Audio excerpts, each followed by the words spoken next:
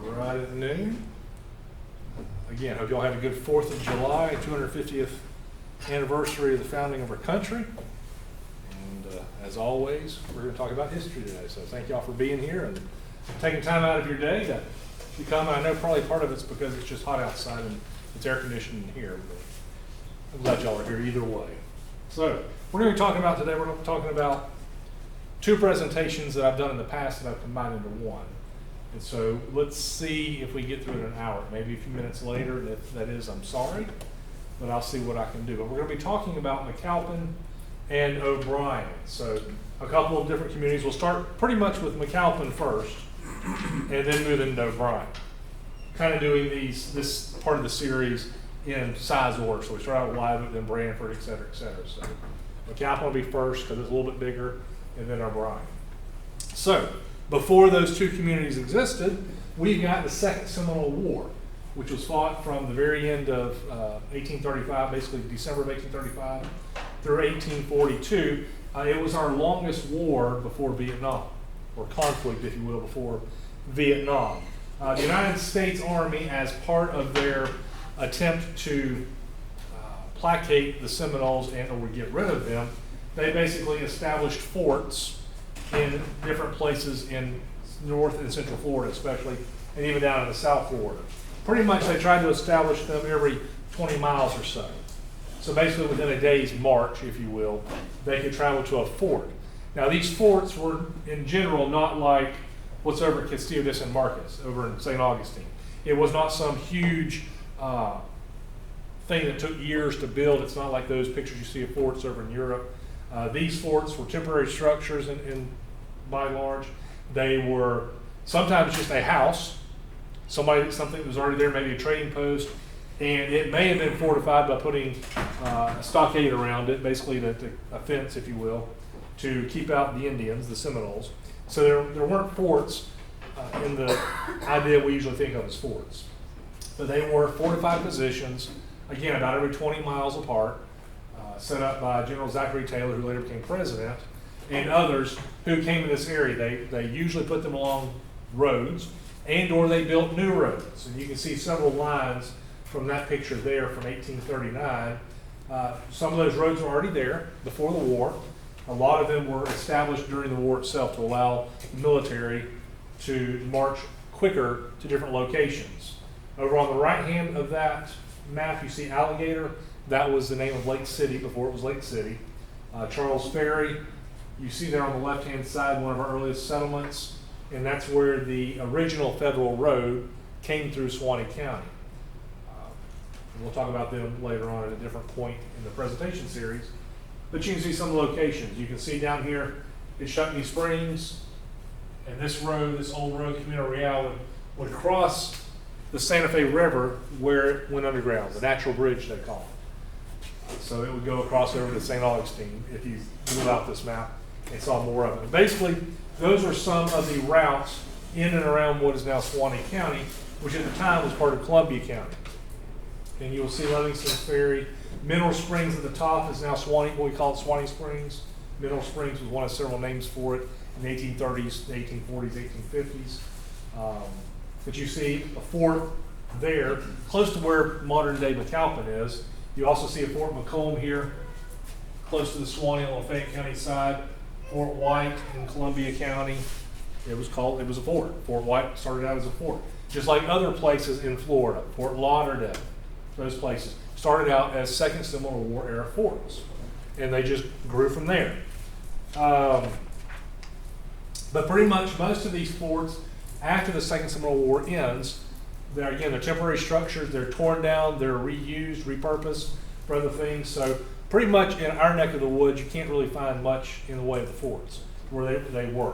If you know where to look, which I don't always know where to look, I've heard folks that have done some research, they can find musket balls and things like that.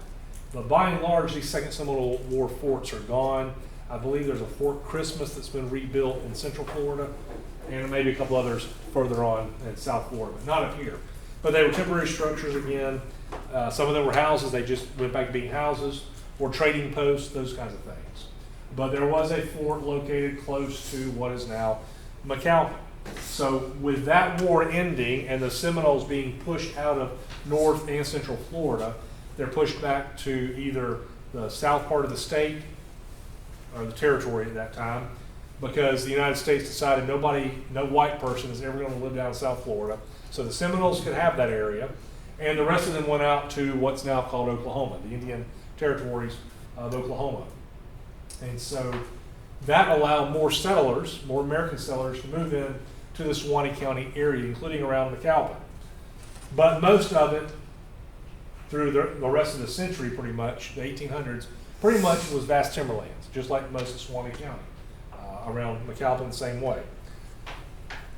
You've got other communities popping up. You've got Live Oak and others like that we've talked about or we'll talk about. But in 1880, you have the construction, after being authorized by the Florida legislature, the Live Oak and Rollins Bluff Railroad is being authorized. And that's basically going to start from Live Oak, which at the time is a major railroad hub. We've talked about this a few months ago. Live Oak is a major railroad hub coming into Florida, and it's starting to extend southward. It's already going north, east, and west, basically. So they want to extend southward. And so this Live Oak to Rollins Bluff is authorized by the state legislature, and Rollins Bluff is what we now call Branford. At the time, it was not even a community. It was a bluff overlooking the river where Mr. and Mrs. Rowland had lived at one point. And so they established that railroad, and it is going to begin construction starting in Live Oak, heading southward. Some of the original stock owners are people like John F. White, Charles K. Dutton, Henry M. Wood, H.S. Haynes, Henry Wise, Robert Ivy, Joseph Ruff, William Bryson, Washington L. Irvin, Daniel M. McAlpin, we'll talk about in a few minutes, C.R. King, William B. Taylor. Pretty much all these folks are very well-known individuals in the early history of Suwannee County, and as we go through this presentation series, I will talk about most every one of these guys at some other point also. But very influential folks. That railroad is completed in 1882, and then it eventually is extended all the way down to Tampa and becomes part of the Savannah, Florida and Western Railroad, which is owned by Henry Plant, which we've talked about before, and we'll talk about him several more times as we go through this. So the establishment of that railroad line from Live Oak down to Rollins Bluff and beyond allows easier access to the south part of Suwannee County. So around where currently McAlpin and O'Brien are located. So more and more people start moving there because, now we've got easy railroad access. We've got timber that we can now put on the train to be carted out to wherever it needs to be carted. And so other communities are popping up in the region. One of them is Pine Mound. Sometimes you see it spelled as one word, sometimes it's two words. But it is established just north of McAlpin, and it's established on the SF&W Railroad in 1883.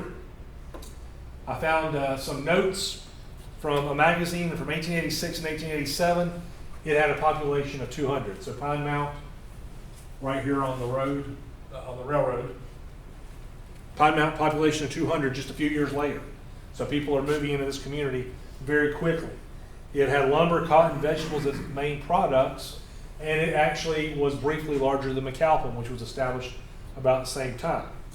It also had 3 general stores, a steam-operated sawmill, a public school, and a Baptist church.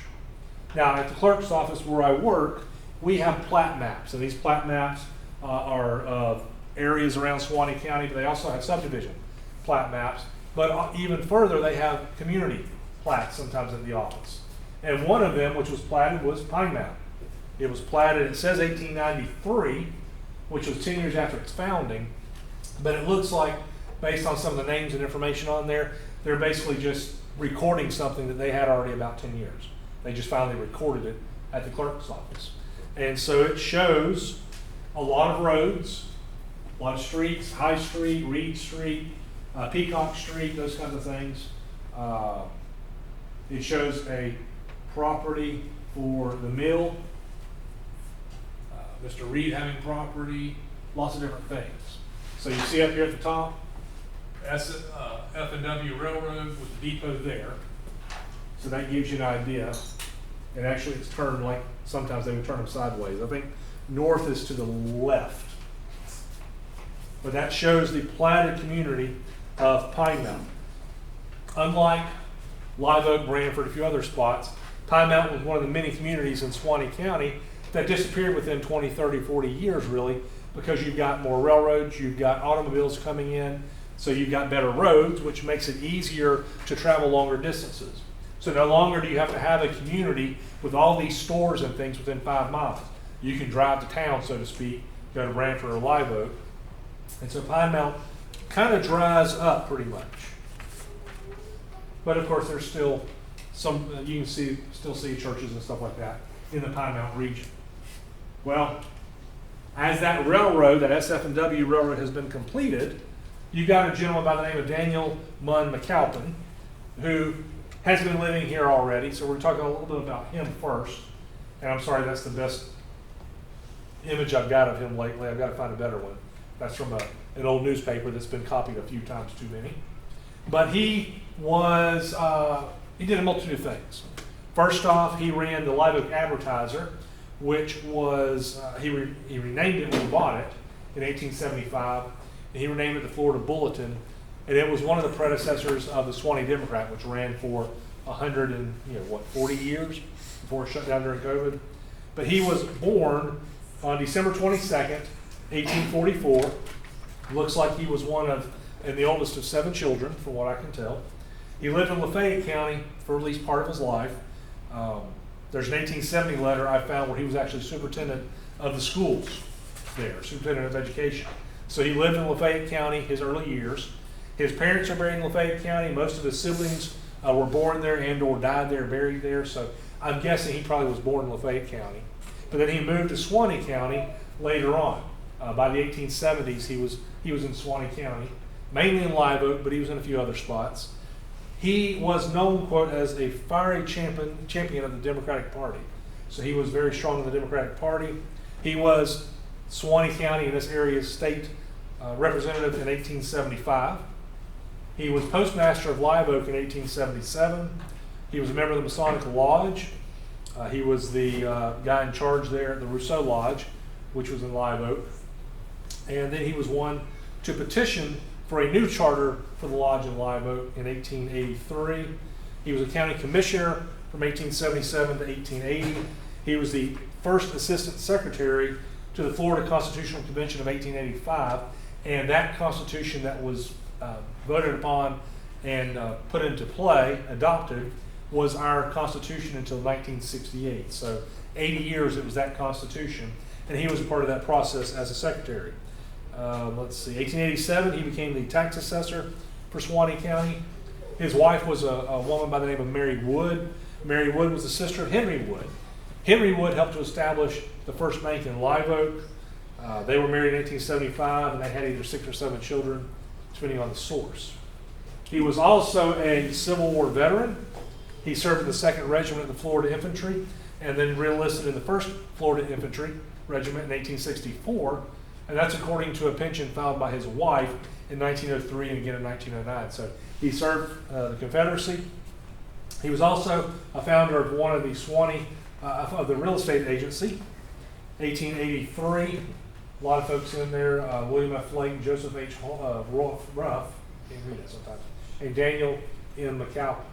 A lot of times he's shown as D.M. McAlpin in the records, but Daniel Munn McAlpin was his full name. He died on either March 31st or April 1st of 1893, depending on which page of his wife's application you read for the pension. My guess is he died probably like in the middle of the night, and she didn't know exactly if it was, that the night of or the morning of. His tombstone says March 31st, so we'll go with March 31st. But basically, he passed away. His wife, Mary, who lived another 40 years after he passed away, they died. They're both buried in the Live Oak Cemetery today. So that's Daniel McAlpin. This is a picture of him as part of the 1875 Florida legislature. According to a descendant, the guy circled is him. That's when he was a state legislator. So as virgin timber was being cut out and more people moved into Suwannee County, those leftover lands that had been cut of timber was being sold, 40 acres type deal, to allow more and more farms to be established. And so a lot of them were being bought in South and Central Suwannee County. And as I've already mentioned, that railroad that was going through to what would come to be called Branford allowed easier access. And so as a result of that railroad's completion in 1882, the same year, McAlpin was established and named for D.M. McAlpin, who lived in the area at the time, had property in the area, and was very influential at that time in Suwannee County, in politics and in business. He supposedly was also the station manager, the railroad depot station manager. They had sawmills erected, turpentine stills. Land was being sold in the area at that point in the 1880s, $2.50 to $10 per acre. I know. Crazy.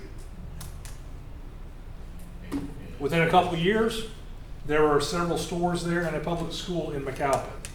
1886, there's an article I found, and it talks about some of the people living in McAlpin at that point, including Miss Mary E. Bailey, who was a teacher, A.J. Brinson, who was a grist mill and cotton gin operator, W.H. Brown and Son, which was a general merchandiser, postmaster, and the station agent. And the population in 1886 was 30 people. So again, Pine Mountain at the same time was a lot bigger, 200 people versus 30. And that map is from 1888, so it shows Pine Mountain just north of McAlpin. This is a good one here, to show how close they were. And then O'Brien down here we'll talk about in a little bit. This is the Lewis Leggett meat store in McAlpin. The meat cooler is that big structure behind him you can see to keep things cool. That picture was taken about 1900. Next several photos have some of the families that were shown and that were living in McAlpin and the surrounding area. A lot of these are taken from the book Echoes of the Past that came out in 2000, or from some of the family members too. These are some of the Laughing House family from 1900. Next page, we've got some others. Up until 1920, they had 3 doctors in the McAlpin area. There was Dr. McLaren, Dr. Blanton, and Dr. Harrell. And there was also a Bullard's Drug Store. So folks in the McAlpin area were served by those physicians and those drugs. In the 1920s, life was kind of centered around the drug store, the general merchandise stores, the grist mill. They had a garage for vehicle repairs. They had the post office. They had school. Then they had a very busy depot because of their location on that railroad. Still very few automobiles, so a lot of folks in that area of McAlpin and beyond were using horse and buggy still. The train would come through twice a day. It was going from Lakeland, South Georgia down to Lakeland. There was also a 1-coach passenger train that ran between High Springs and Jasper, so people could hop on it, go do their shopping in places like Live Oak, and then hop back on and come back the end of the day. So they could do their big shopping, going to the big town kind of thing, and do it then. Some more Laughing House family folks, circa 1910. I won't go into the names, but Laughing House family folks. At the railroad depot, there's a telegraph operator who would send, of course, and receive messages from the community. There's a story I found one night during a very bad rainstorm. He was tapping out a message, and then all of a sudden people hear a lot of moaning and screaming and yelling, even across the road from the train depot. Basically, what had happened was a bolt of lightning had come as he was tapping out something. He was shocked, and it knocked him across the room. The power of the lightning. So he was scared, but he was unhurt, so that was good. Now those trains that came through, one of them came through at noon, and it was very helpful for the folks, the farmers especially, because they would toot the horn, the whistle, and then that would tell the farmers, all right, it's lunchtime. It's noon, time to go eat. So very helpful. Now this depot is not McAlpin, it's actually Lurville. I don't have one from McAlpin. It's similar to what the one in McAlpin would look like. Just, nothing fancy. You know where in McAlpin it was? Yeah, I've got a map, I think, coming up in the next page or so. That's what I was gonna say, right across from the post office, maybe. Pretty much, yeah. I've got a few slides down, I've got it. This is the water tank. It burned in 1927, and they did not replace it. According to locals, it was a 100,000 gallon wooden water tank. And it basically would fill the train's boilers as they stopped in McAlpin. And there was a whole, I don't have to read this whole thing, but there was a way they had to get it started to kickstart things, and running engines, flywheels, torches, all those kinds of things were used to provide this water to the engines. And apparently in 1927, there was an iron ball that would sometimes explode. Well, it exploded, there was a lot of oil and stuff around it, caught the entire thing on fire, burned it down. This is a picture of McAlpin in the 1930s, John Henry Goff's first home and one of his family mules. This is also from the Echoes of the Past, a book that came out in 2000. 1930 picture of the 8th grade graduating class, although they look older than 8th grade to me, some of them. But, you know, with lots of farming, sometimes people got behind in school, so they might not graduate on time. But this is the 8th grade graduating class. Some of the last names: Jones, Greens, Burnett's, Parkers, Goffs, Crofts, Meeks, and either a Garnto or a Gornto, depending on who you look at. That's a 1931 picture of the 8th grade class. And it says Annie's 8th grade class. She is the next to last one on the right, and her family is one that shared some of these pictures with me. So that was her 1931 8th grade class. Wooden school behind them. In 1936, as part of Franklin Roosevelt's New Deals and all those good things, a lot of money was being used around the country for the WPA, the Works Project Administration, to build schools, armories, government buildings. And so money was appropriated to build a new McAlpin school. And it contained 6 classrooms, a library, an auditorium, and seated 400 people. So it was a lot better than the 1- and 2-room schoolhouse McAlpin had before that. Shaped into a T, with the classrooms in the upper right stem, and the auditorium was the extension to the left. And then the library principal's office was the bottom of the T. It was dedicated in October of 1938, so it took a couple years to build. State Senator Sid Heinley, who's here on the left, was one of the speakers. He was from Suwannee County, but he was also state senator at the time. Today, that school is owned by, probably owned as a church and home. That's a picture from Google Maps, I think, or MapQuest, one of those. You can still see it in the background there. By the middle of the 20th century, we've got, pretty much everybody's got vehicles by this point. You've got better roads, you've got electricity throughout most of the county, phone service. The roads are a whole lot better, and so people can drive a lot quicker, a lot further. And so the school board starts to consolidate its schools. So instead of having dozens of communities with dozens of 1- and 2-room schools, they are now consolidated into bigger and bigger schools in more centrally located locations. So McAlpin is one of those. So that's some of the kids in one of the classes. Let's see if I've got it written. 1950 graduating class. Parkers, Lees, Murphys, Skinners, Crofts, Fennels, Finks, O'Hares, Sumners are there. But the schools are consolidated, getting larger as the smaller ones start going away. But in the meantime, you've got other things going on. Things like in December of 1951, there's a fire in downtown McAlpin, which burns the post office.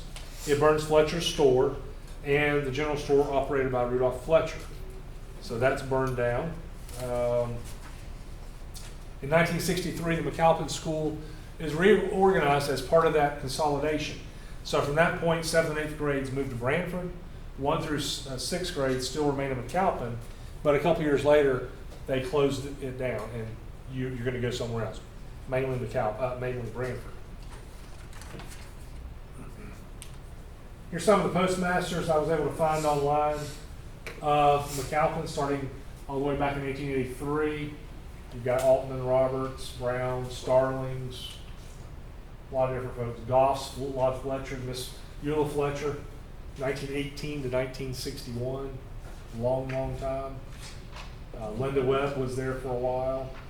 And when she retired, you see these asterisks, basically what happened was in 2013, the post office was looking to shut down the McAlpin post office.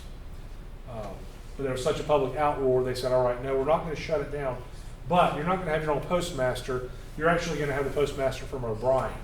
So the next three, these last three, were the postmasters of O'Brien, but they were also the postmasters of McAlpin. So one of those things. Kind of interesting sometimes when you read that. Speaking of the McAlpin area, Pine Mountain Baptist Church. I want to mention this real quick because I found it humorous. Some people won't. I'm talking about several churches in the area, first off. Lots of churches in and around McAlpin, either still there today or long gone, a lot of them. One of them, though, was Pine Mountain Baptist Church, which is still there. In 1928, you had several local civic organizations and religious groups that decided, you know what, we can't afford to build a building on our own, so let's kind of combine our resources and let's build one structure we can all use.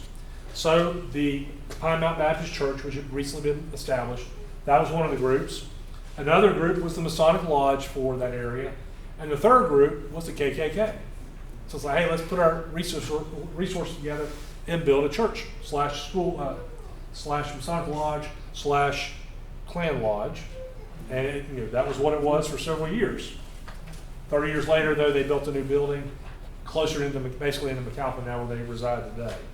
But I found that kind of interesting that KKK is going in with church groups and Masonic lodges and stuff to, of course, truth be told, it's probably some of the same people, to be honest with you. So they went together to build those buildings. So I find that interesting. Some of the other churches that were in the McAlpin area or are still in the McAlpin area, Advent Christian Church of McAlpin was established in 1905, but it shut down after 1939. And the descriptions, in the 1930s, as part of FDR's New Deal, a lot of people were put to work doing a lot of different things. We've already talked about school buildings, government buildings, but you also had a lot of oral histories being done, former slaves, things like that. But you also had a listing of churches. Basically, let's compile a list of the known churches in various areas. And so in the 1930s and early 1940s, before we got into World War II, you can find a lot of information at the state level anyway on a lot of churches. These folks were going around and asking questions about the churches, how long they've been there, where they were, how many buildings they might have had, who their preachers were, those kinds of things. And a description of them. So I've got a couple pages, 2 or 3 pages, of churches just around McAlpin. So Advent Christian Church in McAlpin, established in 1905, shut down after 1939. It was located on the McAlpin and Lake City Highway, 1¼ miles east of McAlpin. You had Bethlehem Methodist Church, which was established in 1867, shut down after 1939. It was African American. It was 1 mile north of Pine Mountain on the Atlantic Coastline Railroad, which was the later name of that north-south running railroad I've already talked about. The Crawford Lake Primitive Baptist Church, 1893, still there as far as I know. The Evergreen Church of Christ, which was later renamed the Central Church of Christ, from 1890 until the early 2000s, half a mile south of McAlpin on the Welborn Highway. Ida Grove Methodist Church, established 1903, shut down 1927. It was on McAlpin and Hughes Highways, 2½ miles southwest of McAlpin. Little River Methodist Church, 1880 to 1915, located 1/2 mile west of the Itchtuckney Highway, which was 3 miles east of Pine Mountain. You have the McAlpin Church of God, 1920 to 1936, 1/4 mile west of the Atlantic Coastline Depot. Mount Pisgah Baptist Church, 1878, and still going, as far as I know. Mount Sinai Baptist Church, 1875 to present. Another source says it was established in 1863. It's African American, located 2½ miles north of Pine Mountain. New Bethel Primitive Baptist Church, around 1898 to 1939, after 1939. African American, 7 miles west of Pine Mountain. On the Turpentine farm of Captain W.J. Hillman. The New Bethel Baptist Church, established in 1939 and shut down sometime after 1940. African American is located in Block W, so it was in McAlpin. The Old Maple Grove Methodist Church, 1910 to 1925, and that fronted the McAlpin and Welborn Highway, 5 miles east of McAlpin. Pine Mountain Methodist Church, 1890 to 1915. west of the Atlantic Coastline Railroad in Pine Mount, Pleasant Hill Baptist Church, 1882 to present, things like that. So a lot of churches within 5 or 8 miles of McAlpin. And you were asking about, this was drawn up several years ago by Susan Fennell, who is from and lived in the McAlpin area for many, many years. And she did something so I didn't have to do it. So I helped her with some of the research years ago, and I'm using this to show you a good description of where some of the buildings were. So you can see where the post office is today on the north, grist mill, the church. You can see the train depot listed over here. So that's the old Lake City Road. That was the railroad. So north is this way. So if you will, turn it 90 degrees. So it was on the west side of the tracks. Most of these businesses, of course, are long gone. You see the Pine Mountain Church today. That's where the Pine Mountain Church is. That's where the post office is. So a lot of different things. And she was very kind to put what happened to some of them. These are pictures of fires. So all those buildings that have a little symbol there burned down. Like a lot of places that we talk about in these presentations. Burn, burn, burn. So that was the McAlpin Business District, if you will, from 1882 to today. Now today, of course, most of those old stores are gone. Most of them were burned down, never replaced. The depot stopped being used decades and decades ago, so it was shut down because of the better roads, better vehicles. It nearly dried up. McAlpin still survives, and that's fortunate. The Suwannee County Schools, that consolidation, that didn't help McAlpin at all. That railroad service, that was shut down. Eventually the railroad lines themselves were taken up. So today, McAlpin is very quiet, rural, residential, if you will. Few stores, those kinds of things. That's the downtown of McAlpin today, if you will. So that's the part of McAlpin. Any questions about McAlpin as we move into O'Brien? All right. O'Brien. I've already talked about this. The Bellamy Road, the first federal road in Florida, used to be called the Camino Real. That was the Spanish for the Royal Road. And basically it followed the old Indian trails. So it's in there in red, from Pensacola over to St. Augustine, Tallahassee there in the center. The western portion kind of follows Highway 90 today, or I should say Highway 90 kind of follows the old trail until Suwannee County. And because there was no live oak at the time in the early 1820s, when this road was established by the federal government, it dropped down into Charles Ferry, which was the main hub, and that was where the ferry crossing of the river was at the time. And it then went in the south part of Suwannee County, crossed the Natural Bridge over to St. Augustine. So that part's not Highway 90. Let's see. But that Camino Real, or Bellamy Road, that federal highway, passed very close to O'Brien and McAlpin, to be honest. And this is one of our books that we've got, one of our plat books I'm talking about. And it's from circa 1880, looks like, from the names that I find on the book. But you can see this circle here is the location of O'Brien today, which did not exist in this book, which again tells me it's probably early 1880s. But it shows part of what's called the St. Augustine Road. That was another name for the Bellamy Road, for that federal highway. So you can see it crossing, Charles Springs is over here, crossing through Suwannee County, just south of where O'Brien is. Each square is basically 1 mile, if I remember correctly. It's a section. Actually, those are sections. So anyway, it's very, very close to where O'Brien is today. And going back in again to the Second Seminole War, after that road had been built, you see this very similar picture to what I showed you earlier of those roads down in the south part of what's now Suwannee County. You see that fort that I've already mentioned. E.K. Hamilton, who was a mid-20th century Suwannee County historian, he was with the Chamber, did lots of other things. But he mentioned that soldiers of this fort, here north of O'Brien, close to the McAlpin area, they would take daily weather readings of the temperature and the rainfall.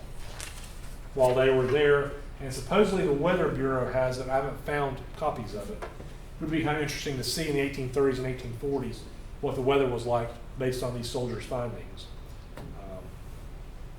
Ernie, you knew UK Hamilton, didn't you? No. He was quite a historian. Yes, he was. Did a lot of research, a lot of historical stuff. So O'Brien, if you look on this map, would be very close to where it says Double Sinks. Right here, very close to where O'Brien is today. And that below that, right at it, is that Bellamy Road. So very close to this more accurate map located here.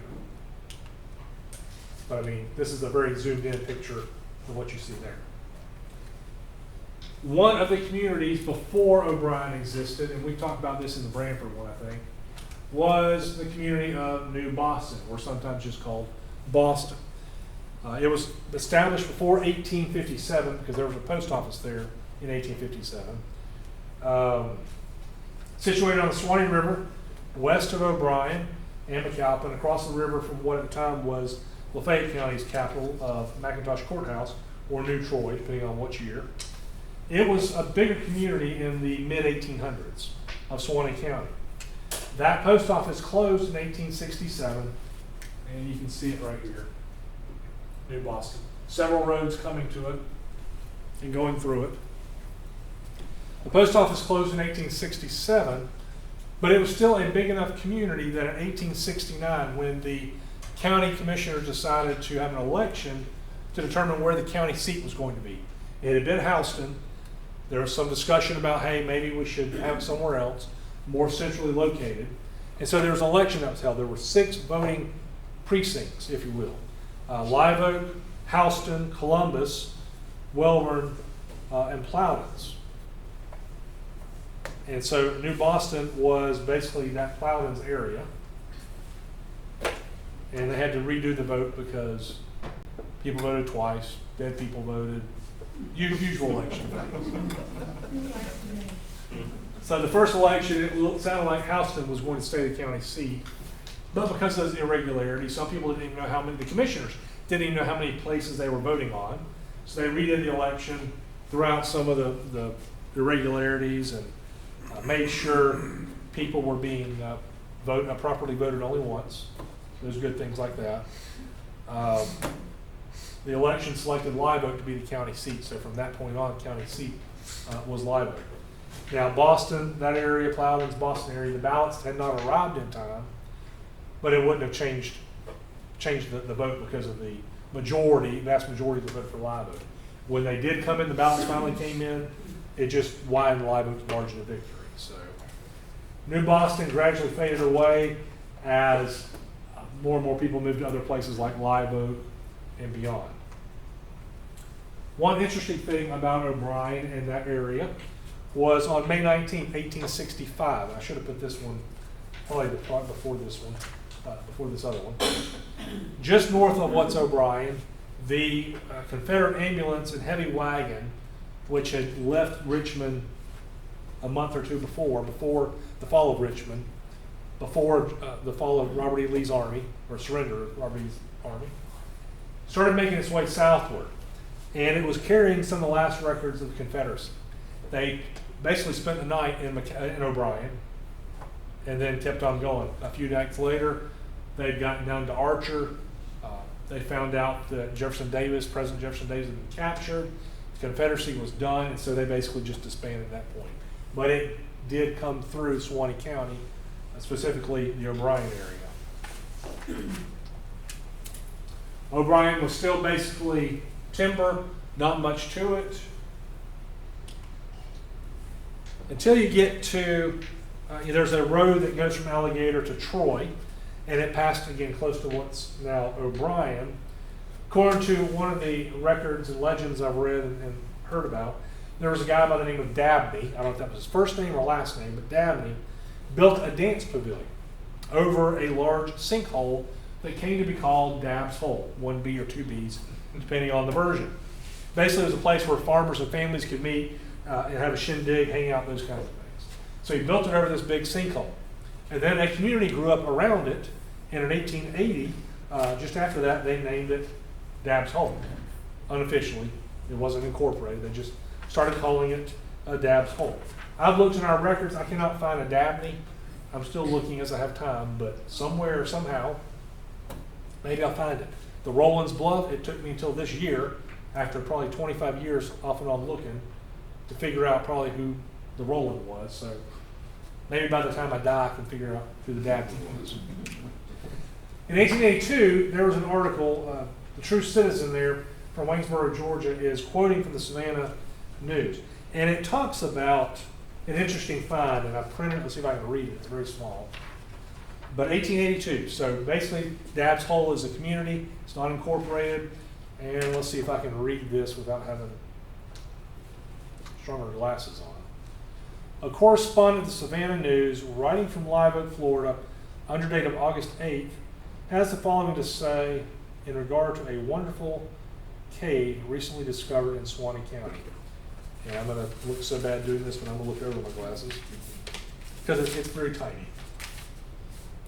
A most wonderful discovery has just been made by Captain George E. Fawn and Major John T. Rumelot, which is no less than a remarkable cave located at Dabb's Hole, 22 miles south of here on the Live Oak and Rollins Bluff Railroad. For the following description, your correspondent is indebted to Mr. J. M. Hallows, the urbane and gentlemanly cashier of the Plant Investment Company, also to kindness of Mr. S. L. Drain in the employ of the same company. The mouth of the cave is a small opening that earth's surface, widening as it descends, and extends for some 40 feet upon an angle of 60 degrees before reaching the cave's level. The cave is a broad open chamber just after entering and extends in width until lost to view. The height of the part explored varies from 7 to 25 feet, and the scenery adapts itself to almost every imaginable shape and form, many of which are extremely picturesque and interesting. These gentlemen proceeded in a straight course for several hundred feet, when, wonderful to relate, they came upon the bank of a river and halted. The current of this river was rapid, and its width considerable. They report that fish seemed plentiful, judging from the agitation of the waters. Beyond the river were heard some dreadful noises, which, combined with the loneliness of the situation, made them feel very uncomfortable.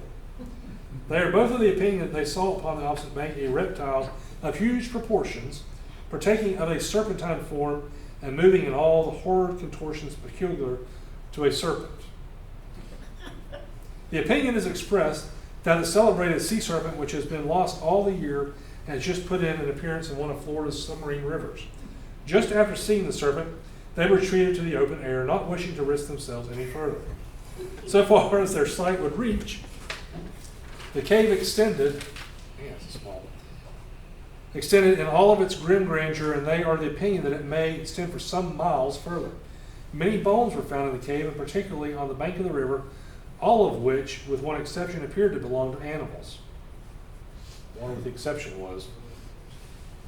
They also found a stone of cubical form, upon the top of which were traces of fire, the charcoal being covered with a green substance from lapse of time. This may probably be an altar of the ancient fire worshippers. Traces also of fossil were plentiful. The cave was also visited by Judge George B. Baker. That's the Baker for whom Baker County is named, and he was the judge of this circuit at the time, who verifies in every particular the statement made by the two gentlemen, and in addition had an experience which nearly turned his hair white, being buttered in the rear by a goat which had been attracted to the mouth of the cave by the light. These gentlemen proposed at an early date to make a thorough exploration of the cave, or they will show any other person the mouth of the cave and let them go ahead, which evidences that they are possessed of some personal discretion. By unanimous vote, the place has been named Faum's Flue in honor of Captain George E. Faum, one of the discoverers and a gentleman noted for his exploring propensity, he having descended several other considerable holes or depressions in this county. Your correspondent has not had the pleasure of visiting this newly discovered cave yet, but he has friends doing so in an early day, and will be pleased to furnish any particulars in regard to the same that may prove of interest to the public. So that's interesting. Don't know exactly where it was. Don't know if it was Dabb's Hole. Don't know if it was some other sinkhole that had opened up. Don't know. There were some earthquakes in the 1880s. Don't know if that might have opened up and then shut it. I don't know. It's an interesting thing if what they're saying is true. I don't know. You don't know, do you? So, I mean, interesting. I saw that several years ago. I was like, that's fascinating. I actually put it in, well, a book I'm working on. I haven't published yet, but anyway, it's an interesting thing. But that was in Dabbs Hole / O'Brien in 1882.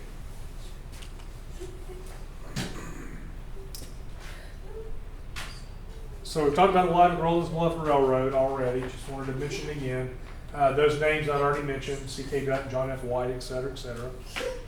And as they were able to extend it, they started using not only depots, but you've got to have stops for wood, those kinds of things.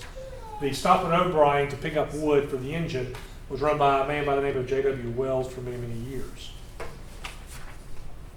So when the railroad came through, they decided Dabbs Hole was probably not the best name. So they decided to change it. And there's a woman, or a person, I'm assuming it's a woman, Kelly Reynolds, wrote in the book Henry Plant, Pioneer Empire Builder, and this is what they said. Quote, the loyal and astute Michael J. O'Brien, Plant's business associate since 1863, left his name on the map of Florida modestly. When the Plant system completed the line through Lafayette, they're wrong, it should be Suwannee County, from Live Oak to Rollins Bluff, the citizens of the ingloriously titled Midway village of Dabbs Hole decided to claim O'Brien as their namesake. When he arrived for the ceremony, however, Mr. O'Brien had need of all his Irish charm. O'Brien, O''Brien is how he spelled his name. The sign on the new depot that day proclaimed O'Brien, O''Brine. They misspelled his name. Rollins Bluff, the larger village to the south, subsequently honored Henry Plant and became New Branford, then Branford.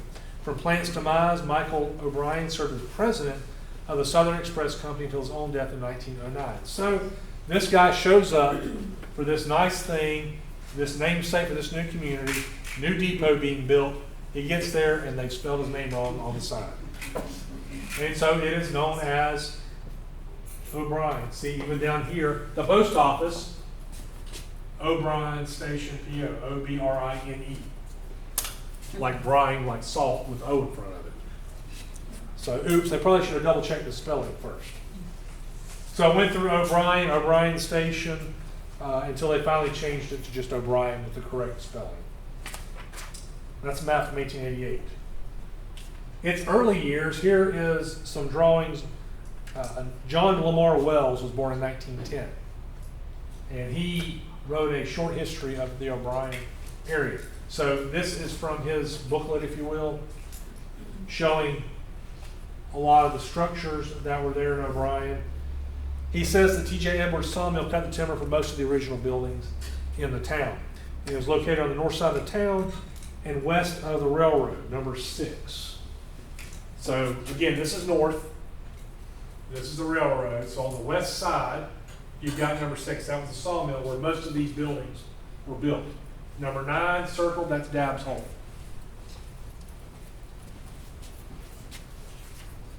Some of the other structures, I'll name a few of them. Let's see. Number 1 was the Black School. Number 2, the New Bethel Missionary Baptist Church. Number 3 was the Union Supply Company sawmill. I'll talk more about that in a minute. Number 4 was the newer O'Brien 2-story brick building, which we'll talk about a little bit. Number 5 was the old 3-room school. 6 was Edwards Mill. 7 was Edwards Home. 8 was Edwards Store after the fire. I mean, there's lots of stuff. O'Brien's, Edwards, Registers, Robertson's, Millinery, Miller Store, a bottling plant. Number 23 was the post office at one point. Right there, along with J.L. Wells Store, Gaylord's, Reynolds. 28 was the railroad depot. Maybe on the next one. Let's see.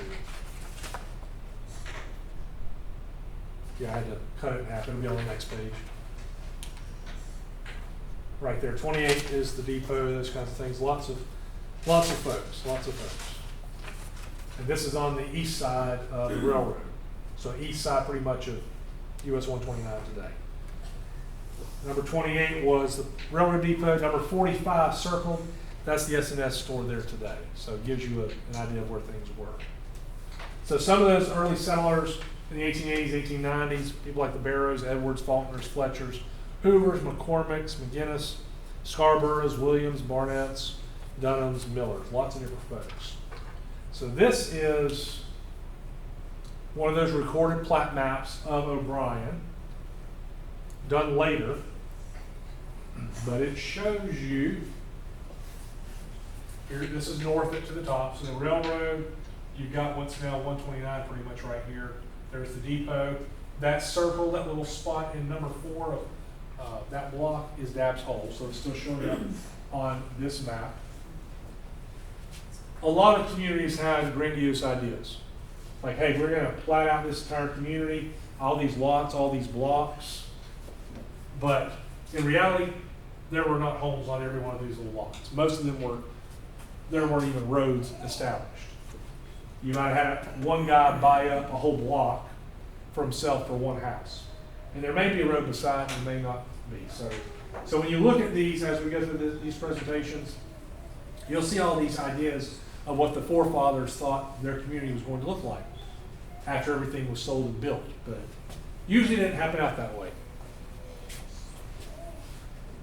By the early 1900s, I've already talked about it, never mind. The Union Supply Company, I wanted to mention. The Union Supply Company was formed by a group of O'Brien citizens in the 1910s, and basically it was associated with that sawmill that was on the north side of the town. The store was built in 1916 on the east side of the railroad, and it was a company store. So basically the people that worked at sawmills, they would get paid in these company tokens, so you could redeem those tokens at those stores. Mr. Dowling did it in what's now Dowling Park. A lot of folks did it. It was just one of those ways to get you. You pretty much had to go to their places to buy stuff. So they could jack the prices up. What are you going to do about it? Because you didn't get paid in cash. You got paid in these coinage you can only use at their store. Kind of like going to a, let's see, what's a good example. Some of these game places in the malls. You go to a game place, you put in $5, you get all these little these tokens or coins. They can only be used there at that place, kind of like that. Except it was usually 2 or 3 or 4 places you could use it in town to get stuff. So O'Brien was going strong, sawmill, those kinds of things going. But then in 1917, specifically the night of April 6th and April 7th, they suffer a fire that starts in the 2-story residence of Mrs. Byrne. There were high winds that night, and because of that, the flames were carried across the street and burned down basically a whole block of wooden stores. Branford, which was the closest place to the fire department, sent help, but the problem was the first building that burned down also housed O'Brien's telephone exchange. So by the time Branford found out about it, it was kind of too late to do anything. Losses were listed at $25,000, most of which was uninsured or underinsured. And it would have actually been worse, but A.S. Wells had a brick store, and that brick store stopped it from going to the rest of the wooden stores on the other side of it. But the community pledged to rebuild, and like the next week when the newspaper was printing about the fire, they said, hey, they're already clearing the lots, they're already rebuilding. Some of which were rebuilt, some of which didn't. Now the funny thing is, ironic, April 7th, 1917, the United States declared a war on Germany. Now there's no, they're not related incidents, it's just the same day. It's kind of interesting from a historian standpoint.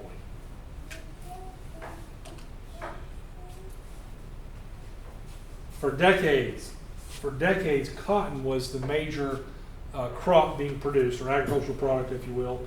That was one that made the most money. However, Suwannee County was hit by the boll weevil in about 1917, and that destroyed our crop, just like the whole South, more or less. About the same time these stores were burning down, so O'Brien was 1-2 punch. So some of the stores didn't rebuild because they no longer had all the money coming in, because they'd lost not only their stores, but the cotton they had. So they looked for a new cash crop. Watermelon became one of those cash crops. Later on, they would start using tobacco and such.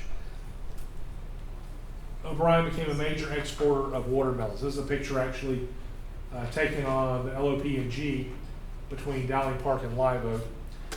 But in 1922 and 1923, there were 325 train carloads of melons shipped from O'Brien, according to J.L. Wells, which was, according to him, half the entire amount shipped from the state of Florida that year, just from the O'Brien area. So watermelons became the cash crop for a while. A few years later, tobacco was introduced to Suwannee County, and that became the cash crop for decades until obviously people started realizing it's not so good for you to be smoking it and chewing it and all that stuff. And so they stopped doing it.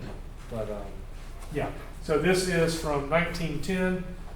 That's Sid Heinley's watermelons being loaded up in Lancaster, which is again between Live Oak and Dowling Park. Kind of showing they just load them, they go right to the railroad depot and they start loading them.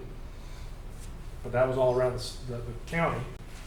But O'Brien was the big watermelon producer in the early 1920s. For a little while anyway.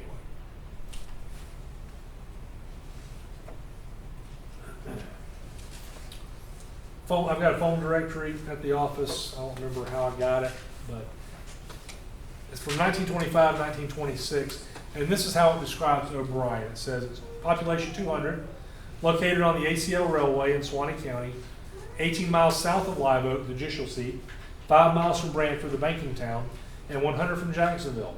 Has a hotel, public school, Baptist and Methodist Episcopal churches, sawmill, cotton gin, and turpentine steel, telegraph, Western Union, telephone connection. And then it gives a whole list of folks that own businesses, which is pretty cool because it's kind of hard to figure out who owned things in different years. But the Southern Express was run by May Cox, who was the postmaster. There's a Notary Public, you've got a garage, you've got a mason and contractor, you've got the Railroad Express telegraph agent, you've got barber, blacksmith, general stores. J.J. Hall ran the hotel. J.A. Harrell ran general store and sawmill. You've got meats, general stores, physicians and drugs, blacksmith and cotton grower, things like that. So the 1920s, you still got a lot of folks in the downtown area of McAlpin that are working there. But unfortunately, as the years progressed, and as I've already discussed with McAlpin, roads got better, more and more people got better automobiles, you could travel further, and so you didn't have to have those communities. So O'Brien started to die away. But in the meantime, you got these schools that are still existing. In 1929, the school board constructed this 2-story brick school that replaced that 3-room one I showed you earlier, the description of. That was just to its south. In 1951, those kids started being bused to Branford as they consolidated schools. And the school was basically, at that point, was then used by African Americans. So it became one of the black schools. And it operated for about 20 years until desegregation occurred. And then it was eventually sold and torn down on the north side of McAlpin, O'Brien, excuse me. So this is a 1964 picture of the O'Brien boys basketball team. Some Lintons, Gibsons, Clarks, Bellamy's, Jacksons, Wiggins, Polites, Wells, Fields, etc. A lot of folks that are still here today, and their descendants. And here is the same year, the girls basketball team.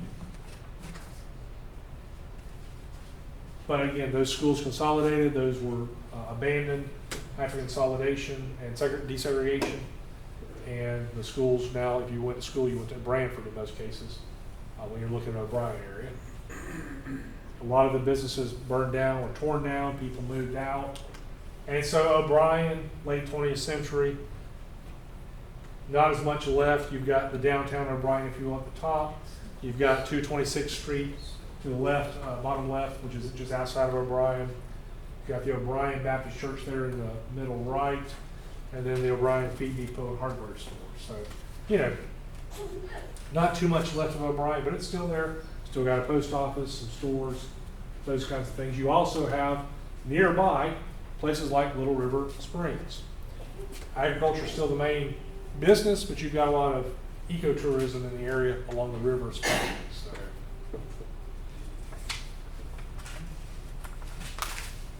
About that. 1 minute to spare. Next month, Lord willing, we're going to shift gears and talk about crime in Suwannee County. Start talking about crime in Suwannee County. So thank y'all. Any questions, comments, thoughts? Quite much today. Well, thank y'all. Appreciate it. Lord willing, I'll see y'all next month. Thank y'all for attending.